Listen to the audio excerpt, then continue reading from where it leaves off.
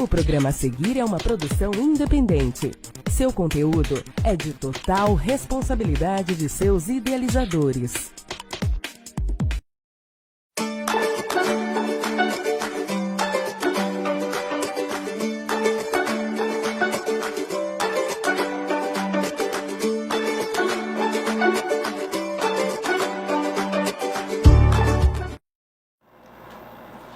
E é isso aí, galera.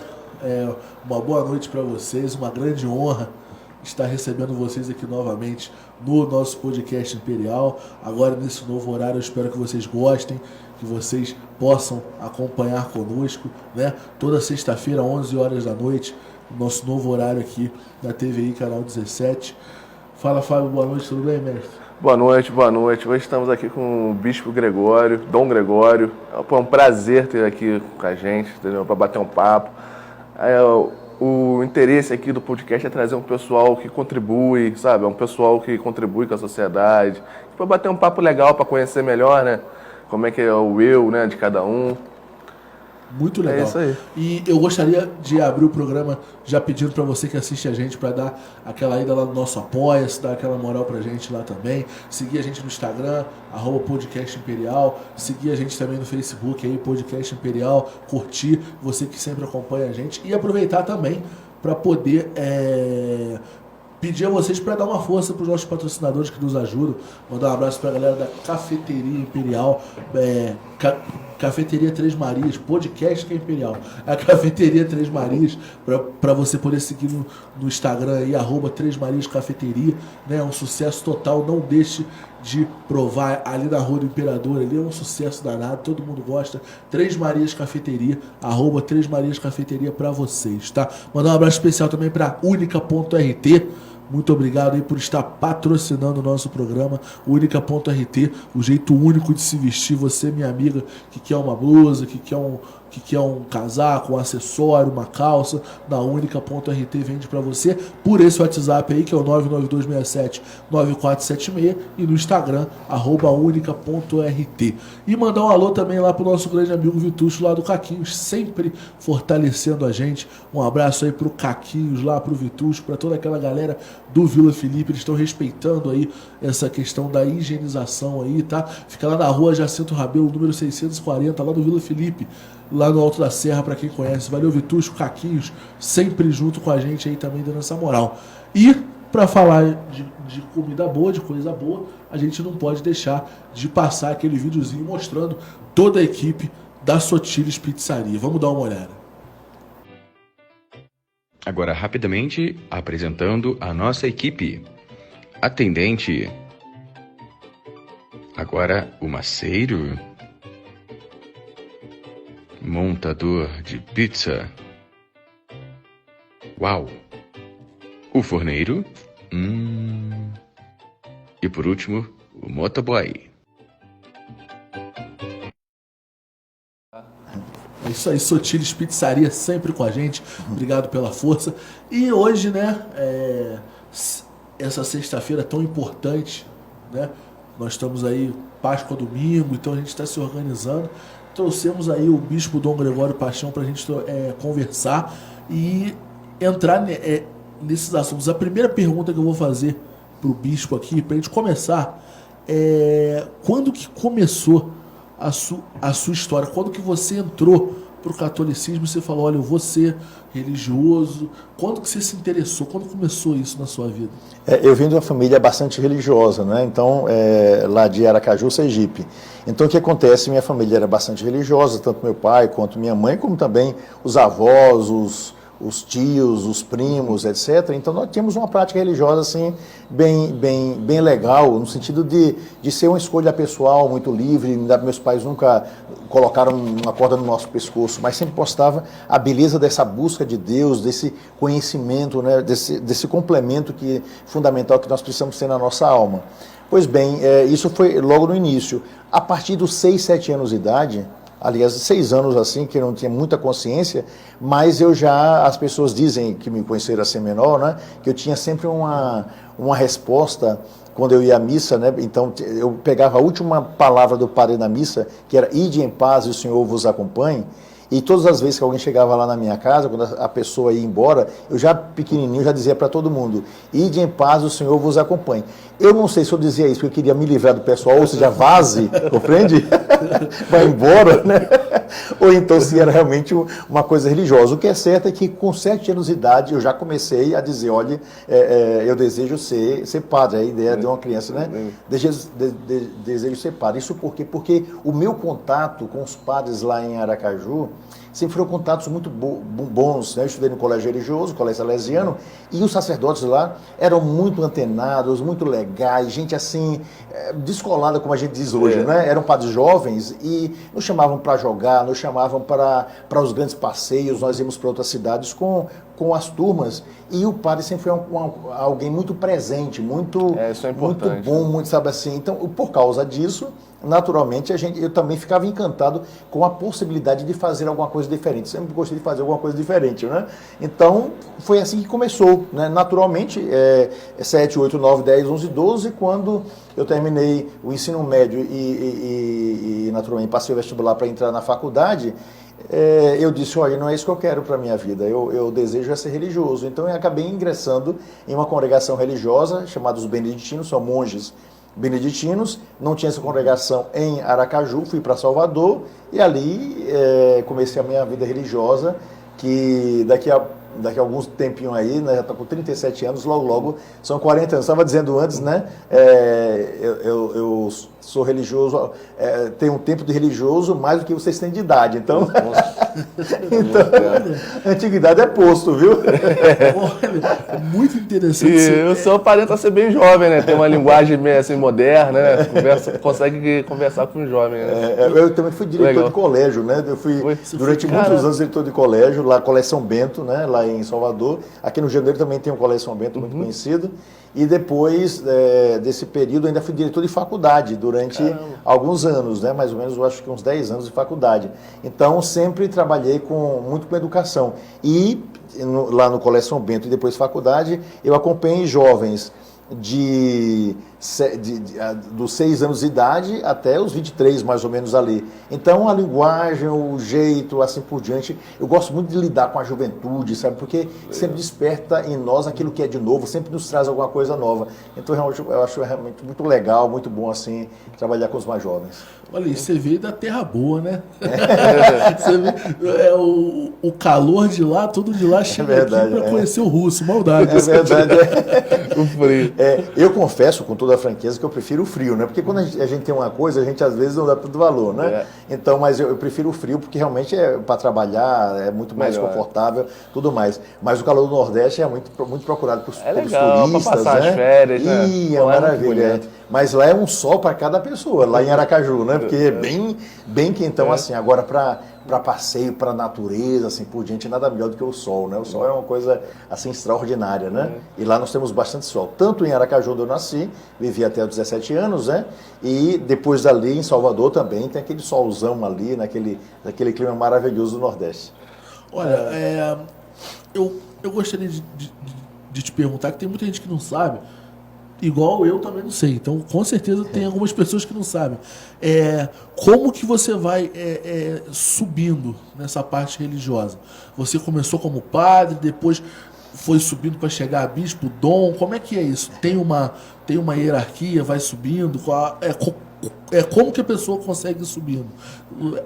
Alguém que tem interesse em ser religioso e talvez queira ser dom igual você, igual bispo, como que vai subindo assim essa hierarquia? Perfeito. Existem, digamos, na igreja são muitas possibilidades. Na igreja você pode ser padre, você pode ser um religioso sem ser padre, você, se for mulher, pode ser religiosa, pode ser freira. Nós temos consagradas, pessoas temos chamadas virgens consagradas, viúvas consagradas. Mesmo uma pessoa, depois de viver a sua vida com sua esposa, assim por diante, se ficou viúva, não é, ou viúvo, então a pessoa depois pode se consagrar, ser religioso. Um viúvo pode ser padre, compreende? É interessante, né? Uma viúva pode ser religiosa, pode ser freira, mesmo tendo 40 filhos, isso não tem problema. Você pode ser um casal, né? Casado mesmo, e o casal se consagrar à missão na igreja. Então a igreja tem todas as possibilidades de você trabalhar. Agora, existe uma hierarquia na igreja que é fixa, que é a hierarquia composta pelos diáconos, pelos padres e pelos bispos. Então, na hierarquia somente são esses 3 pontos de hierarquia no que diz respeito ao sacerdócio. Mas quanto à vida consagrada, ao trabalho na igreja, existem as mais diferentes possibilidades. São milhares de possibilidades de você trabalhar na igreja. Esse é o primeiro ponto, né? Tem lugar para todo mundo. O segundo ponto é quando a gente ingressa, então, o primeiro degrau, a gente é postulante. Postulante, você vai passar geralmente em um convento, né, equivale a um seminário, ali mais ou menos 1 ano, que é um propedêutico, pensando se é isso mesmo que você quer. 1 ano para você pensar, parar, faz um retiro, mas é 1 ano de estudo. Depois desse primeiro ano de propedêutico ou de noviciado, assim chamados, né, então nós passamos propriamente para o noviciado. No caso de um seminário diocesano, né, que é de uma diocese como a nossa, você passa 3 anos para fazer filosofia, que é a forma de conhecer o mundo, e ao mesmo tempo que você conhece o mundo, você vai na prática religiosa, você vai poder... você tem ali as celebrações, tem os estudos, etc. Essa parte que você tem durante a filosofia. Aí você se forma em filosofia, 3 anos, recebe o diploma de nível superior de filosofia. E você vai passar mais 4 anos de teologia para decidir se você realmente quer ingressar na vida, vai se consagrar de vez, ou se você volta. Por isso que a gente acha estranho que um cara desista, porque ele passou pelo menos 8 anos da sua vida, no mínimo, pensando se vai querer continuar ou não. Se ele quiser, ele pode sair na filosofia, se ele quiser, pode sair depois da teologia, tem 2 faculdades, então, legal, agora ele pode ir adiante. Aqueles que perseveram vão ao sacerdócio na igreja. Então, é um trabalho de estudo, de aprofundamento, de autoconhecimento, de conhecimento da vida da sociedade pela filosofia e da vida celeste, da vida divina, por assim dizer, através da teologia. Então, você é muito bem preparado, né, durante pelo menos 8 anos, geralmente são 10 anos, de preparação intelectual e espiritual, para que você seja finalmente ordenado. Aí você é ordenado sacerdote, né, padre, né? E dentre os padres do mundo, são mais ou menos, eu acho que são cerca de 5 milhões de padres, se não estou enganado, é muita gente, né? Então, dessa grande turma, né, desse grande número de pessoas, então alguns são feitos bispos, mas a escolha do bispo é uma escolha do Papa, né, escolhendo aqueles padres que o Papa acha que tem condições de ser bispo. Que a função do bispo é coordenar uma região onde estão vários padres religiosos, leigos e assim por diante, né? Então, tudo que vem depois de bispo são apenas títulos honoríficos e cargos importantes, mas, digamos, cardeal. Cardeal é um bispo que recebeu um título importante. Qual é a função de um cardeal? É um bispo que elege o Papa. São 120 no mundo. Então, é apenas um título. Arcebispo é os bispos que estão numa grande capital, numa região maior. Então, na verdade, a hierarquia da igreja é só diácono, os padres e os bispos. E o resto são títulos. Dentre os bispos, um dos bispos, né, que geralmente é um cardeal, ele vai ser eleito Papa, que vai ser chamado sucessor de São Pedro, do apóstolo Pedro. Também. Quando você é eleito bispo, você recebe o título de dom. Quando você é ordenado, você recebe o título de padre. E quando você depois é escolhido pelo Papa para essa função especial, você recebe o título de bispo, e todo bispo é dom. Então, isso é muito importante, porque muita gente na sociedade que não acompanha a igreja não sabe, assim, todo esse trabalho de estudo que um padre precisa ter para exercer a função de padre, né? Porque às vezes as pessoas, vou falar com o padre, não sei o quê.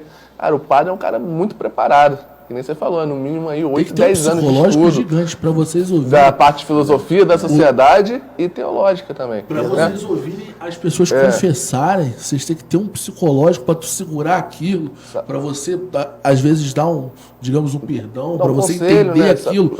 Eu imagino as coisas que vocês não ouvem por aí. Porque ninguém procura padre para dizer que está tudo lindo e maravilhoso, né? Geralmente apresenta alguma dificuldade.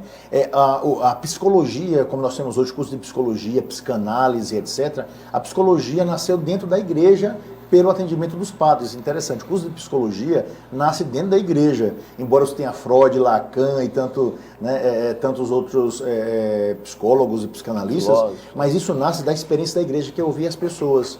que as pessoas precisam, a gente acha que não, mas dificilmente alguém tem a capacidade de ouvir aquilo que é de mais íntimo da sua vida. A gente fala sobre as coisas, quem está construindo, legal, assim por diante. Facebook é só lugar de gente feliz, não é? Tudo lindo, maravilhoso, mas as pessoas têm problemas. Então as pessoas vêm, etc. Então a psicologia nasce daí. O curso superior, é interessante, né? A primeira instituição no mundo a acabar com 100% do analfabetismo dos seus membros foi a Igreja Católica, né? Através dessa formação. Então, hoje, qualquer padre, em qualquer lugar do mundo, né, todos os padres, falou o padre, ele tem, no mínimo, 2 faculdades, que é filosofia e teologia.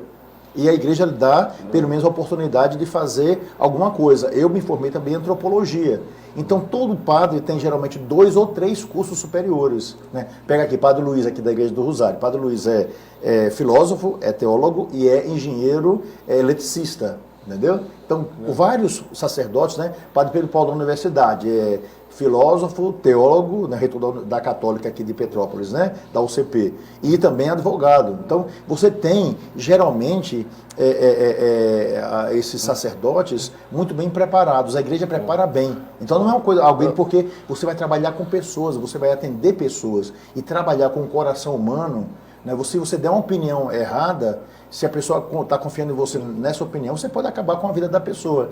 Né? E depois, para ensinar a Bíblia, né, ensinar a história da igreja assim por diante, você precisa de muito tempo para aprender. Hoje em dia, a pessoa abre a Bíblia, começa a pregar, sem ter o grande conhecimento de línguas. Nós estudamos pelo menos 4, 5 línguas estrangeiras, então é fundamental conhecer profundamente. Não, bispo, isso é muito importante, o senhor está falando isso, porque tem uma discussão na sociedade agora com a pandemia, o pessoal fala, a igreja é importante, não é essencial, não é isso que estão falando. Cara, na minha opinião, é extremamente essencial. Exatamente por isso que o bispo acabou de falar, são pessoas preparadas para receber a sociedade, para poder ajudar o padre, ajudar a pessoa a esclarecer os problemas, porque um dos grandes males é a depressão que a gente tem hoje. E outra, cara, a gente está em um momento de crise. Eu vou falar, eu há 10 anos atrás, quando eu saí de Petrópolis, fui mudar de cidade, eu tinha um sonho de trabalhar embarcado, consegui. Hoje em dia eu trabalho embarcado, continuo trabalhando embarcado, mas eu passei uma dificuldade, tipo assim, que eu troquei de cidade sem conhecer ninguém, e eu vou dizer, às vezes a única refeição que eu tinha no dia era na igreja, em Macaé. Então, cara, a igreja ajuda muito e é muito essencial, sabe? É que às vezes as pessoas não entendem, né? Com essa conversa aqui, eu acredito que dá até para o pessoal entender mais a importância da igreja assim, na sociedade. Eu concordo, Fábio. Eu vejo só, e depois tem uma coisa muito importante. Às vezes a gente acha que eu trabalho da igreja, eu sou religioso. É religioso, mas pra você ter uma ideia aqui, né, em Petrópolis, que eu acho uma coisa muito importante. Vou falar de Petrópolis apenas. Nós temos aqui em Petrópolis 29 colégios paroquiais, né, associados à prefeitura. Os colégios são nossos, a direção é nossa, né, chamados colégios paroquiais, atendem gratuitamente 8.300 crianças com a formação. Os nossos colégios têm o IDEB, que é o índice para saber como as crianças são educadas, imensos, e são colégios conveniados com a prefeitura, com a nossa direção. Disciplina, um respeito danado. Padre Correia ali. Pois é, Padre Correia. Os colégios militares e os colégios, as escolas administradas por igrejas e tal, são os que têm os melhores índices de respeito, né? Gigantesco que as pessoas têm. A minha esposa estudou no Padre Correia. Ela mesma fala, é um respeito, é uma disciplina, questão de horário, questão de uniforme.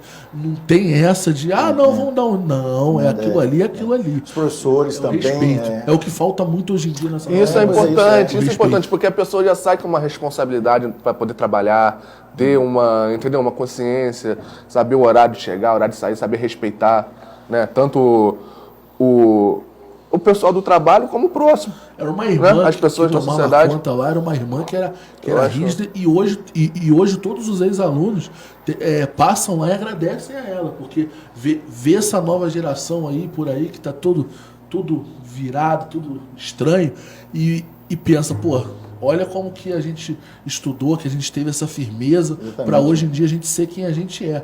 Porque quando você é criança, você acha que tudo que falam não para tu tá ruim. Mas quando você cresce, depois você vai entendendo o porquê daqueles não. E eu concordo com você. Então são 29 colégios, né, paroquiais. Nós temos 4 creches que atendem cerca de 600 crianças gratuitamente. Né? Então, sustentados pelas paróquias. Então, é o trabalho aquele dinheirinho que as pessoas colocam 50 centavos lá, R$1 lá na cestinha de coleta, isso vai também para as nossas creches. Só durante a pandemia, para vocês terem uma ideia, foram distribuídas 17, a nível de diocese, que são 6 cidades, 17 mil cestas básicas. Fomos ajudados por supermercados, fomos ajudados pelas pessoas de um modo geral na sociedade, fomos ajudados por empresas do Rio de Janeiro que subiram com esse material em caminhão, né? Vários padres pedindo, a gente pedindo. Então você veja, durante a pandemia, e continuamos dando cestas básicas para as pessoas mais pobres, né? Que catalogadas assim por diante. Então nos associamos a todas as pessoas. Nós temos também aqui na nossa diocese 5 entre 2 fazendas e 3 sítios para atender especialmente pessoas envolvidas com drogas, né? E que são atendidas gratuitamente. Nós temos Fazenda Esperança de Teresópolis, masculina, Fazenda da Esperança feminina em Guapimirim, nós temos o sítio de Padiquinha, Nossa Senhora das Graças, que fica ali no Brejal, nós temos aqui no meio da serra o sítio Nossa Senhora Aparecida, que pega pessoas de rua, né, que moram na rua, a gente tira essas pessoas e dá o tratamento lá, porque geralmente estão envolvidos com drogas, as mais diferentes drogas, e a casa que fica no castelo aqui São Manuel, ali perto, que também é para atendimento dessas pessoas. Então, é um trabalho muito grande social que se tem, além do trabalho de ouvir as pessoas. Então, as pessoas apenas acham que a nossa vida é só para atender confissão, né? Ou então ficar ali celebrando missa. Mas é uma vida muito ampla de trabalho, sem contar o trabalho que nós temos com a nossa universidade, que 30% dos alunos da nossa universidade são alunos bolsistas. Então, a nossa universidade formou, ao longo, desde a sua fundação, na década de 50, formou mais de 30 mil jovens gratuitamente. Nós devolvemos à sociedade essas pessoas, né? Então, ou seja, é um trabalho muito legal, muito bonito. É importante. Além de bonito, é muito importante. E além disso, cara, que nem a minha família eu sou batizado católico, mas assim, eu não sigo uma vida religiosa, né?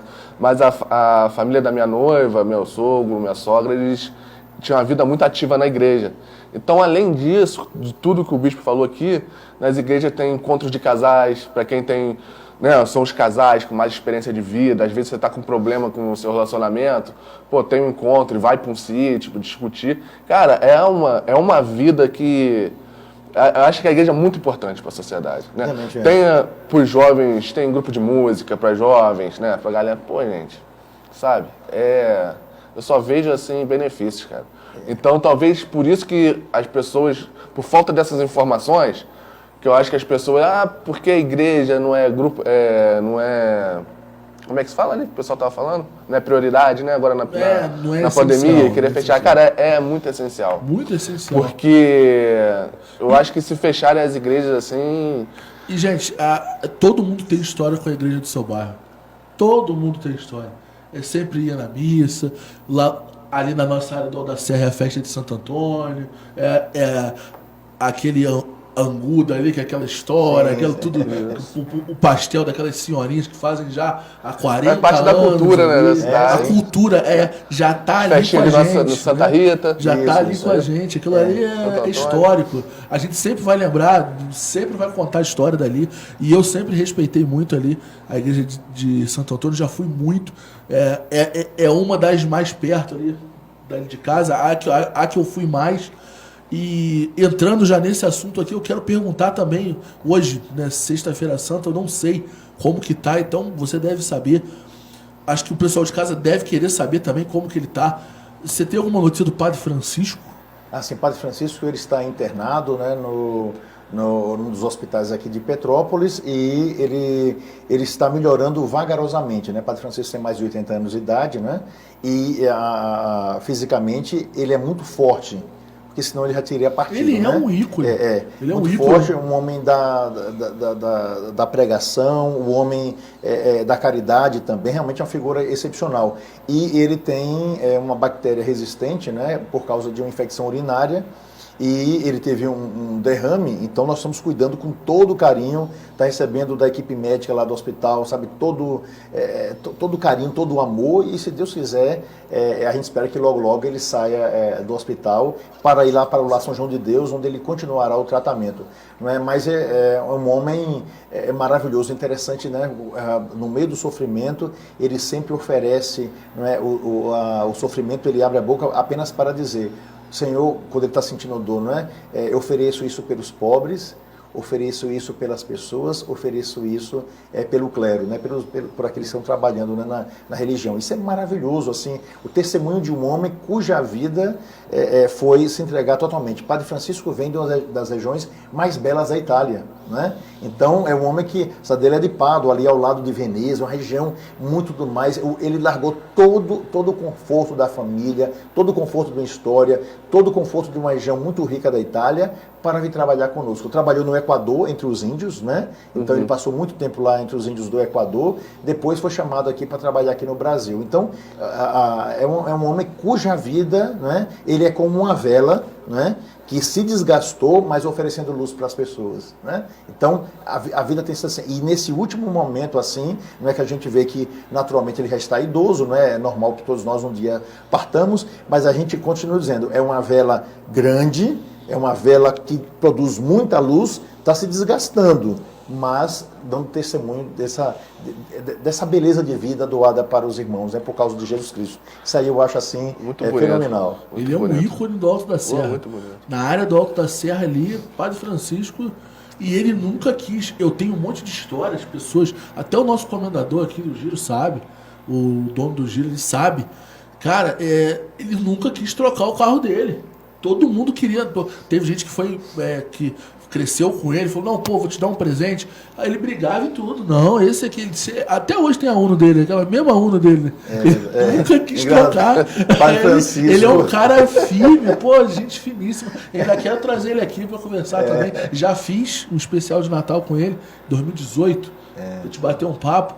Cara, lúcido, olha, na boa, ele é um dos. Ele, tem outros também, tem um padre aqui que fez história aqui, Padre Jaque, né? E vários outros também que às vezes a gente cita por alto aqui, a gente não consegue às vezes lembrar de todo mundo, mas são nomes aí que quando são lembrados as pessoas. Olha, eu lembro. Padre Kim, até hoje, várias coisas com o nome dele, né? A UPA, até lá de Itaipava, é o nome dele, é o Padre Kim. E o trabalho continua do Padre Kim através justamente desses trabalhos que nós fazemos, que continua o sítio de Nossa Senhora das Graças, que atende pessoas que se envolveram com substâncias tóxicas, então isso continua, esse trabalho maravilhoso, continua o Meio da Serra, que foi aqui, o sítio do Meio da Serra, Nossa Senhora Aparecida, que foi fundado por ele, e o trabalho dele continua também ali no castelo, ou seja, a obra de Padre Quinha continua, e nós queremos perpetuar nesse momento de sociedade, que nós sabemos que é um momento extremamente difícil, e é um instante de muita preocupação, e é até bonito saber, isso é uma bênção especial, porque durante esse período nós não tivemos nenhum dos habitantes desses lugares infectados pelo coronavírus. Então, a gente vê o cuidado que se tem com esses jovens, não é? esses adultos, principalmente, que estão lá passando um tempo. Não são pessoas, os portões são abertos, as pessoas não estão presas, elas estão num trabalho de mudança radical de vida, que é largar as drogas para começar uma vida totalmente nova, né? Através desse trabalho. Isso é muito importante, né? Tá divulgando aí para quem tem problema em casa com um familiar, né? A igreja, gente, é muito importante na vida, assim, entendeu? Para quem acha, é só orar, não sei o quê, é só rezar. Cara, hoje está mostrando aqui que tem todo um processo, entendeu? Tem todo um lugar específico para poder fazer esse tratamento com a pessoa, entendeu? E depois, Fábio, tem uma coisa muito interessante, sabe? Assim, que eu acho que as pessoas não sabem, nesse momento é tão difícil, nós estamos há um ano em pandemia, não é? Olha, vocês não podem imaginar quantas pessoas idosas, isso porque nós sabemos, quantas pessoas idosas estão na cama de depressão, porque a gente acha que não, mas muita gente mora sozinha, muita gente idosa. né? Perdeu um familiar. Perdeu um familiar, assim por diante. E onde é que as pessoas encontram o consolo? Justamente na igreja, porque nós estamos lá à disposição. Hoje em dia as pessoas vão ter muita paciência para ouvir o outro. O pessoal está no WhatsApp, está em meio de comunicação. Quem é jovem, quem está trabalhando assim por diante, está de um lado para o outro. Mas muitos aposentados não podem ir na casa de um amigo, assim por diante, ficam com medo, porque está muita gente morrendo. São mais de 300 mil pessoas que morreram no Brasil. Se a gente colocar uma pessoa ao lado da outra, né, um corpo ao lado do outro, vai lá da praia de Copacabana até a praia lá de Vitória do Espírito Santo. Um corpo atrás do outro. É muita gente. O número de pessoas que morreram equivale a pegar Petrópolis, lá que começa no meio da Serra Nova, ali, né? Ali no meio da Serra, do 040, até o Brejal, até a região da Posse, e matar toda a população de Petrópolis. É muita gente. É muita gente morta. E os mais idosos estão com medo, naturalmente. Né? As pessoas que têm alguma comorbidade, elas também estão com medo. O vírus é mortal. Então a gente tem que ter realmente uma preocupação muito grande. Então realmente o negócio é muito complicado. Entendi. E como que a igreja está tendo que lidar com essas novas regras de um ano para cá? Eu lembro que teve que parar, ficou uma época fechada e vocês foram para a internet. Aí agora está tendo que ter o distanciamento, com chance de parar a qualquer momento de novo. Isso. E como que vocês foram se adaptando a esse novo normal aqui? Não só aqui, mas eu digo no Brasil inteiro, mas eu digo aqui que você tem um controle, está sempre no meio, está sempre sabendo. Como que você foi fazendo isso? A dificuldade que foi isso, as pessoas te procurarem. Bispo, eu preciso conversar, eu preciso me confessar, e às vezes não tinha como. Já tentaram confessar por telefone, por algum outro jeito? Não sei, né? Às vezes atualizar, porque não tem outro modo, não pode no tete-a-tete, está mudando tudo. As celebrações, missas, assim por diante, nós conseguimos fazer pela televisão, assim por diante. As pessoas tiveram uma participação muito grande nesse momento. Mas, digamos, a confissão, a conversa, e principalmente o desabafo das pessoas, isso é sempre feito pessoalmente. Agora, veja só, nós mantivemos, se você for aqui no Rosário, Catedral, qualquer igreja, nós mantivemos os protocolos. Está tudo marcado o lugar onde as pessoas vão sentar. E como na igreja as pessoas são muito respeitosas, então elas sentam nos lugares certinhos. Se existem duas pessoas sentadas juntas, é porque são pessoas da mesma família. Então, é a mãe e o filho, é o marido e mulher, assim por diante. Mas todo mundo com distanciamento. A catedral está toda marcada, né, com fitas ali para que as pessoas sentem. Em Santa Rita de Cássia também, lá no bairro Castrota, eu fui lá vi. Então, tudo é feito dessa forma. Então, tudo com temperatura, vendo a temperatura, todo mundo está de máscara. Nós estamos aqui sem máscara porque estamos bem distantes uns dos outros. Aí parece que está todo mundo pertinho, mas a distância é grande, né? De máscara, e todo mundo tem que manter o distanciamento. E álcool gel que a igreja fornece para todo mundo. E a disciplina. Nós só podemos colocar dentro das igrejas 30% de pessoas. Estamos fazendo isso há um ano. Não é? Multiplicamos o número de missas e tem uma equipe em todas em todas as paróquias que se mobilizam no que diz respeito à higienização. Então, faz higienização com produtos especiais, assim por diante, para que não haja contágio, né? Então, e nós temos templos grandes, então não tem tantas dificuldades. Mas a luta tem sido realmente muito grande, porque o perigo é imenso. É verdade, é verdade. Agora, padre, mudando um pouco de assunto, padre. Não, bicho, não tem problema. Perdão, bicho. Tá no contexto. Isso não é pecado, não. Eu continuo sendo padre. Eu fui ordenado há 28 anos atrás, padre. Então... beleza. Às vezes eu estava confundido. Atrasou alguns anos. Só que a gente deu uma pesquisada também, a gente viu que o senhor é viajado, o senhor estudou fora, né? O senhor já conheceu o Vaticano. Eu queria que o senhor falasse um pouquinho lá, trazer pra gente aqui a experiência de como... Quais papas o senhor conheceu? Pessoalmente, os papas também. De cumprimentar e de conversar, né? De cumprimentar muito novo foi o Papa João Paulo II. Quando ele esteve aqui no Brasil pela segunda vez, eu fui acólito lá em Salvador. Então, eu tenho foto com ele, apertando a mão, assim por João Paulo II. De conversar, eu conversei com dois papas, assim, o Papa Bento XVI, porque foi ele que me colocou como bispo, né? Então, por 2 vezes no Vaticano, tive a possibilidade de conversar com o Papa Bento XVI e com o Papa Francisco, né? Uma vez de conversar, mas de cumprimentar umas 3 ou 4 vezes, não é assim, de estar numa reunião com ele presente. Os papas são pessoas muito simples, são dados assim, são importantes para a história, mas como pessoa, conversar com o Papa Francisco, assim por diante, claro que os temas são específicos, mas é como estar aqui conversando com vocês, né? Então é muito legal, assim por diante, quando diz uma coisa engraçada, compreende? O Papa Francisco é muito engraçado.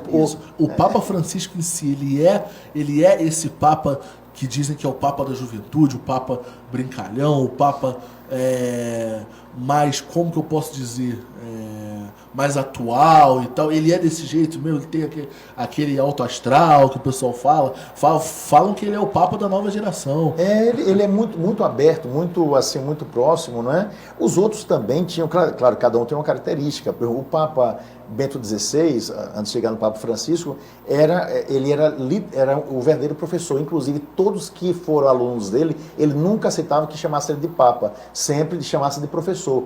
Todos os alunos dele, quando o encontravam, mesmo ele sendo Papa, só chamavam de professor. Ele tinha o maior orgulho de ser professor, né? Foi por sua vida inteira. Então, ele tinha uma relação, e tudo dele era muito didático. Ele era um professor 24 horas, o Papa Bento XVI. Que, assim, alemãozão, mas todo didático, assim, mas muito próximo também. O Papa Francisco já é mais engraçado. Então, quando ele encontra alguém de um lugar onde ele foi, e ele tem uma memória excelente, ele geralmente pergunta, então, por exemplo... se ele me encontra, ele vai, se ele lembra, se ele esteve aqui em Petrópolis, não teve, mas ou então ele pergunta assim, como é que está o Rio de Janeiro, como é que está o sol do Rio de Janeiro, né? Você tem ido à praia, está muito branco, você tem ido à praia, tem que tomar um solzinho. Ele brinca assim com esse tipo de coisa, né? E ele faz perguntas do tipo assim, você precisa ir à Argentina para na Bombonera assistir um jogo aí do meu time, do São Lourenço, é o melhor time do mundo. Aí não, o melhor é o Vasco, sou vascaíno. Entendeu?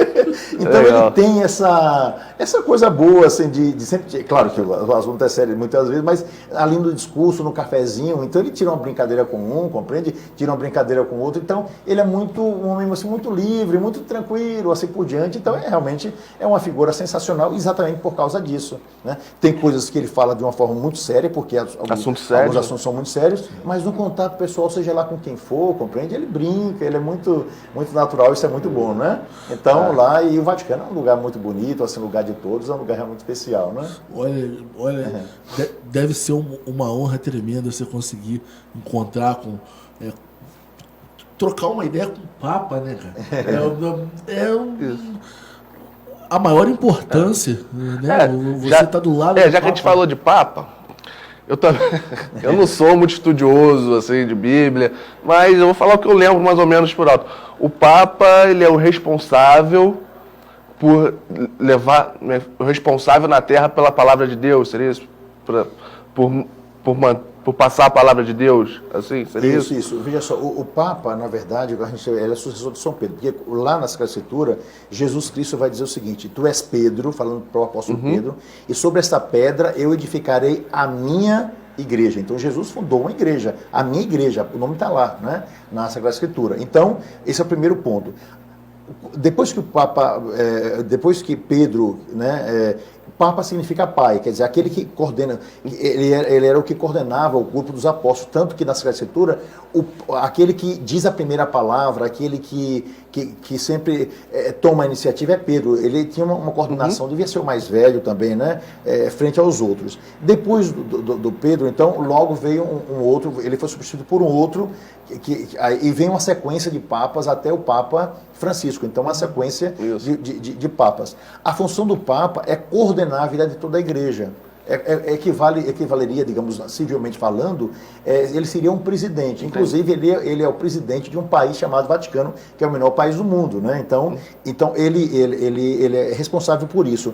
Para fazer o trabalho, fazendo com que aquilo que nós recebemos pela tradição ao longo de 2000 anos, da leitura e interpretação da Bíblia, não é? Porque nós estamos lá desde o início, não saia daquilo que é o normal, não é?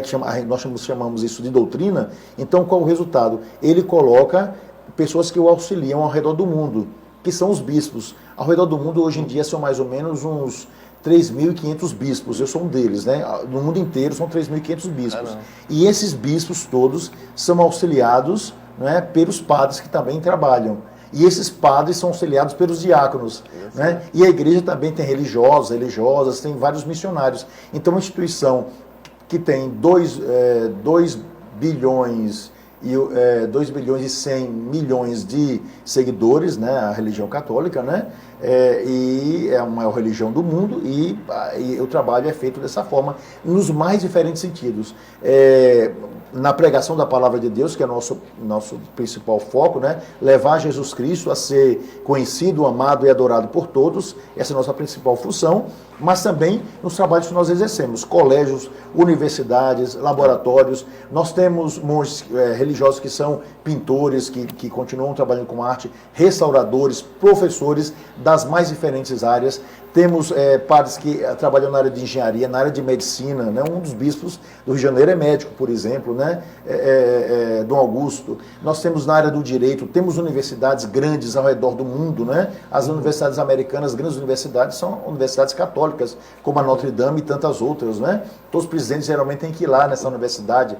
Nós temos laboratórios para o estudo do movimento da mecânica celeste dos astros na Austrália, na Áustria, melhor dizendo. Nós temos um lugar que foi de pesquisa de Galileu Galilei e de tantos outros, que até hoje os monges que na Europa dão o movimento dos astros para toda a Europa, para os estudos. Então nós temos gente em todas as mais diferentes áreas da educação. Então realmente é uma instituição imensa, né, de uma importância muito grande, e cada um vai exercendo. E aqui nós temos uma partezinha dessa instituição, que é a Diocese de Petrópolis. Cara, isso é muita informação, porque isso mostra que a igreja é importante na evolução humana mesmo, tanto na parte social como na parte tecnológica, de ciências, sabe? E isso às vezes a gente não tem essa informação assim muito na TV. E a religião mais longeva, né? Porque tem 2000 anos assim, de uma forma ininterrupta, desde Jesus Cristo até o dia de hoje. Né? Muito importante. Você acho que você já até respondeu, mas eu acho que a gente tem que eu sei que você vai ter uma resposta interessante para isso. Você acha que com a atualidade, o tempo passando e tal,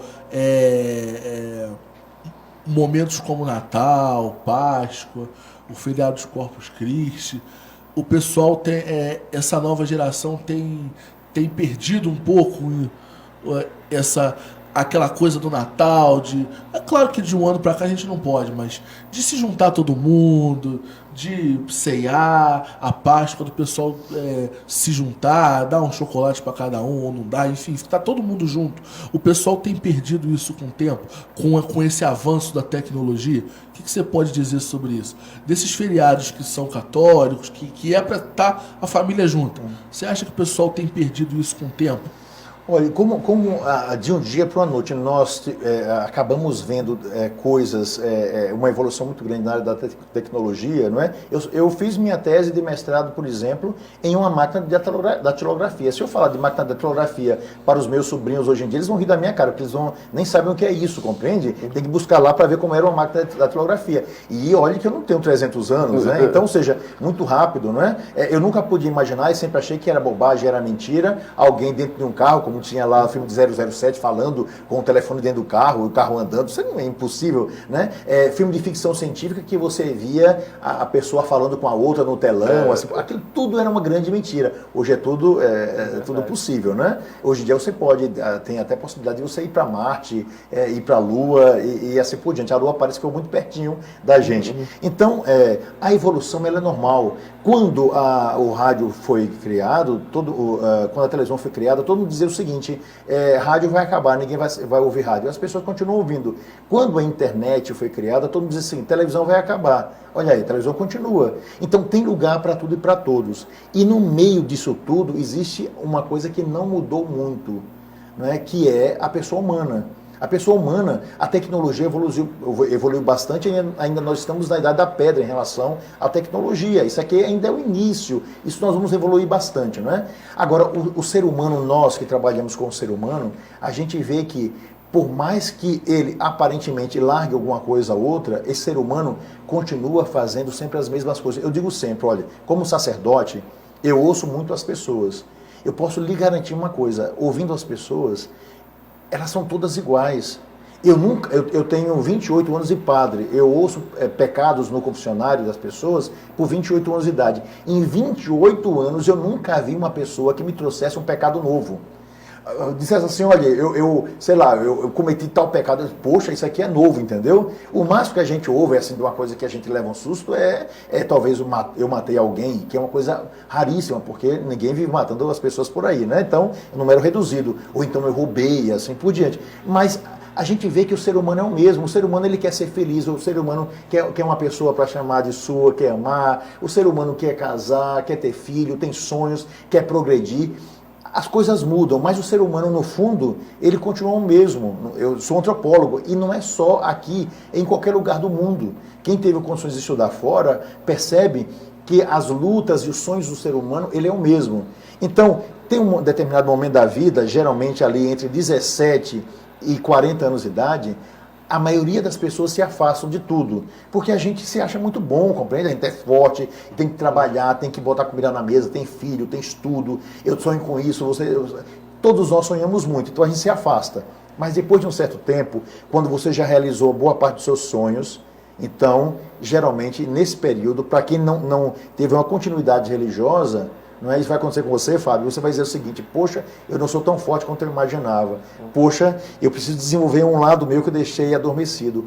Poxa, eu preciso olhar, já olhei muito para a terra, já consegui vencê-la em muitos pontos. Eu preciso olhar mais para o céu. Por isso é que nas igrejas, a maioria das pessoas são pessoas que estão acima dos 50 anos e pessoas que têm abaixo dos 17. Temos pessoas ali no meio também, mas a maioria é um pessoal que no início busca e no depois, porque nesse período está tão preocupado com tanta coisa, com namoro, com isso, e gozar a vida, de aproveitar bastante, que você esquece muito essa parte transcendental. Mas depois você percebe que você não conseguiu todas as respostas, que você não era tão forte, você percebe que está faltando alguma coisa, que é a ligação com o transcendente. Então é um momento da graça em que a pessoa geralmente volta, né, para essa parte mais espiritual, né, já teve os seus filhos, realizou muitos seus sonhos e começa a perceber a fragilidade. Então, respondendo aquilo que você está dizendo, eu fiz um rodeio aqui para chegar lá, Felipe, veja só, eu acho que as coisas mudam, mas elas continuam, porque o coração humano, por mais que não queira, ele continua buscando o transcendental. E é interessante, né, nos últimos anos, as religiões, ao invés de caírem em número de fiéis, ela aumentou. Por exemplo, a Igreja Católica. No Brasil, a diminuição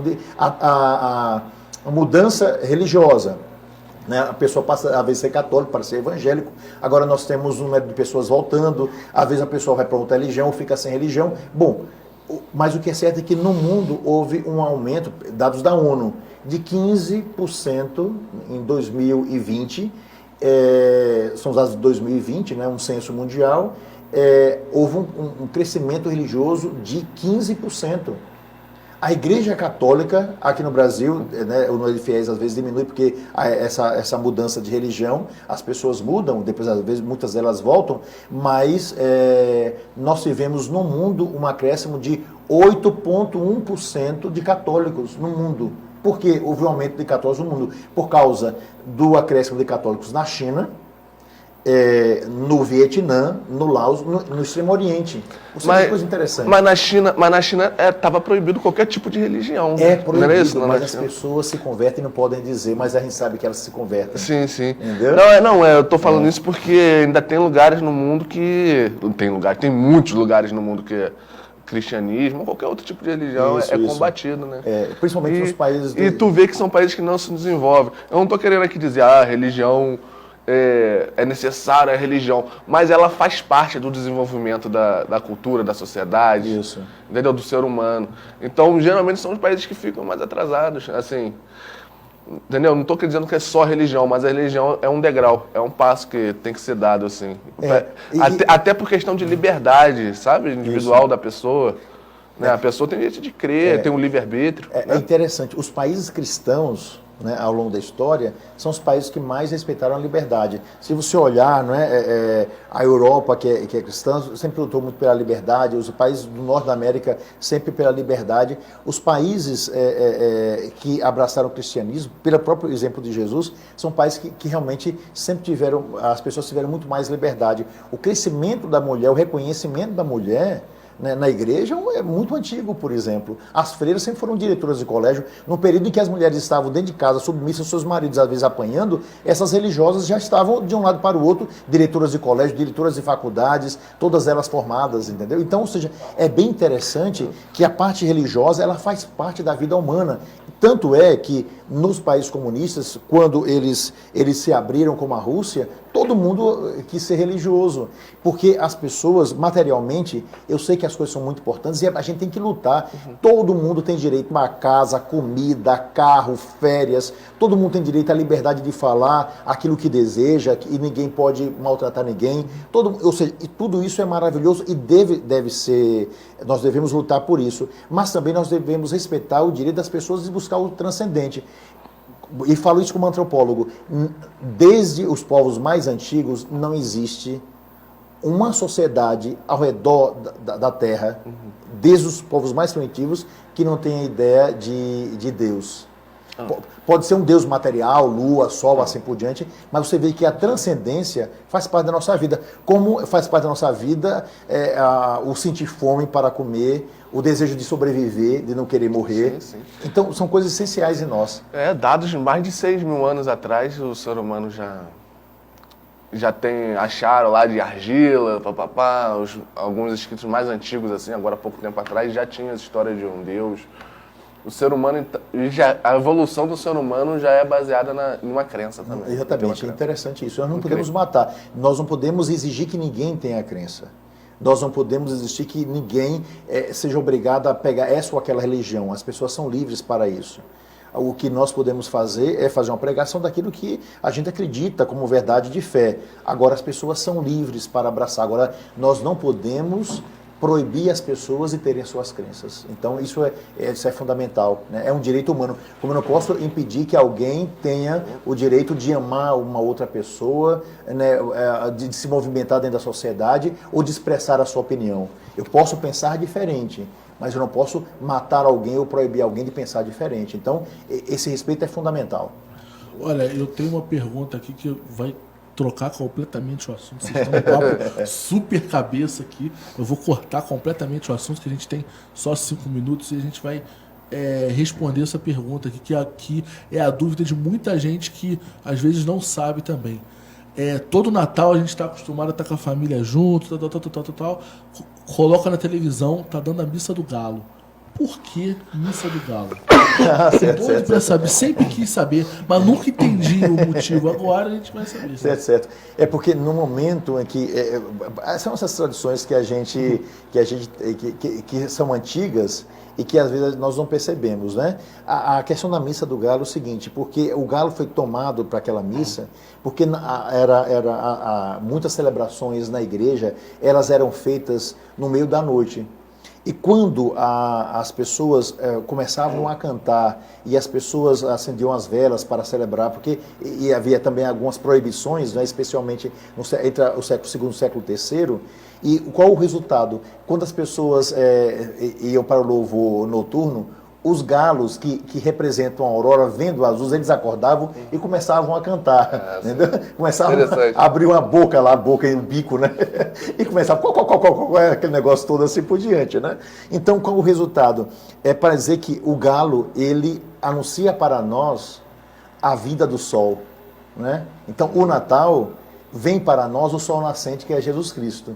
Então a missa do galo é para dizer o seguinte: o galo vai estar anunciando a aurora, um novo tempo vai nascer, o sol virá até nós. Ele é o anunciador e se torna ele fica feliz porque mais um dia amanhece, porque o galo, geralmente, hoje em dia os galos estão meio diferentes, né? Mas geralmente eles anunciam a chegada do sol. Então nós estamos dizendo para as pessoas, da missa do galo, né? Não é que tem um galo lá, ou algo parecido com isso. Nós estamos aqui anunciando que o sol nascente veio nos visitar, que é Jesus Cristo, é o sol para a nossa vida. O significado é esse, né? Agora, olhem a ironia, Felipe e Fábio, né? Depois da gente anunciar tudo mais assim por diante, olha a ironia, pega o galo e coloca numa panela e o pessoal põe o galo com farofa, aí ninguém merece, né? Aí é muita maldade, né? Galera, cara, foi muito bom o papo. Olha, eu fiquei surpreendido com o Bispo, de como um papo legal, como ele consegue se comunicar, foi muito legal. Galera, o Bispo tem um canal no YouTube, é o Bispo Gregório da Paixão? Dom Gregório Paixão. Dom Gregório Paixão. Cara, pra você e você tá acha aí... os vídeos do Bispo também no canal da Diocese de Petrópolis? Também. No YouTube, você acha também? Porque tu vê que é um papo intelecto, um papo legal, muita coisa importante foi abordada aqui. Imagina que você pode ver lá no canal dele lá. Entendeu? Eu mesmo já vou ser um inscrito. Muito obrigado assim, por vocês. E a gente, eu tenho a impressão, vê só, a grande graça é quando a gente encontra gente na televisão que conduz com abertura, não é? Então eu acho que depende muito dos entrevistadores, a liberdade que nos dá. Aqui foi uma mesa de bate-papo entre amigos, na verdade, né? Já nos conhecemos, então é uma mesa de bate-papo. Eu acho que é maravilhoso isso, é a gente deixar com que o outro se expresse. Então eu acho que o papo foi cabeça por causa disso, né? Muito interessante, muito bom. E eu quero contar com vocês semana que vem aqui com a gente de novo, mais um convidado no podcast Imperial. E você diz pra gente se você gostou desse novo horário, o que você achou. Você pode mandar suas mensagens aí pelo nosso Facebook, pelo nosso Instagram. Só seguir a gente aí. Muito obrigado, tá? Uma feliz Páscoa para todos vocês aí, respeitando o distanciamento. Isso aí, galera. Fiquem com Deus. Até qualquer hora. Um abração. Tchau, tchau, pessoal. Feliz Páscoa.